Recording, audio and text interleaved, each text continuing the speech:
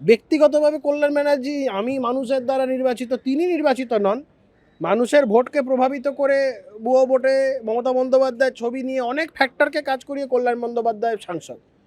যাই হোক, B that as it মে, একজন নির্বাচিত জনপ্রতিনিধি, সেই জায়গাটা অবশ্যই আছে।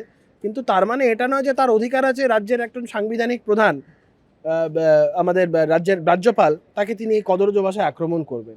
যে ভাষায় তিনি আক্রমণ করেছেন বা যে ভঙ্গিমায় কথা বলেছেন, এটা কোনো সুস্থ স্বাভাবিক মানুষ বলে না। এইগুলো দেখার পরেই তো মনে হয় যে তৃণমূলের, যখন আমি একটা সময় খুব বিরোধিতা করেছিলাম, তৃণমূলের বহু লোক একটা সময় তার দলের মধ্যেই কল্যাণবাবুকে অনেক কিছু বলেছিল, যে ওই মাতাল তোমায় জানতে হবে, আগামীকে মানতে হবে, এসব বোধ খুব বিরোধিতা করেছিলাম। এখন মনে হচ্ছে যে কথাগুলো হয়তো ঠিকই বলেছে। মানে কোথাও একটা লক্ষণ রেখা থাকার দরকার, সেটা উনিও বোঝেন না। তার দলের লোকেরা এখন দেখুন, খবর নিয়ে দেখুন, হাইকোর্ট ক্লাবের যে নির্বাচন হচ্ছে, তার দলেরই একটা অংশ কল্যাণ বন্দ্যোপাধ্যায়ের বিরুদ্ধে প্রচার করছে। রাজ্যপাল তো নাকি অমিত শাহর পা ধরে রাজ্যপাল হয়েছিল। পাগল হয়ে গেছে কল্যাণ বন্দ্যোপাধ্যায়ের, মাথার ঠিক নেই। এর কাউন্সেলিং করা উচিত। আমার মনে হয় কল্যাণ বন্দ্যোপাধ্যায়ের সত্যিই কাউন্সেলিং করা উচিত।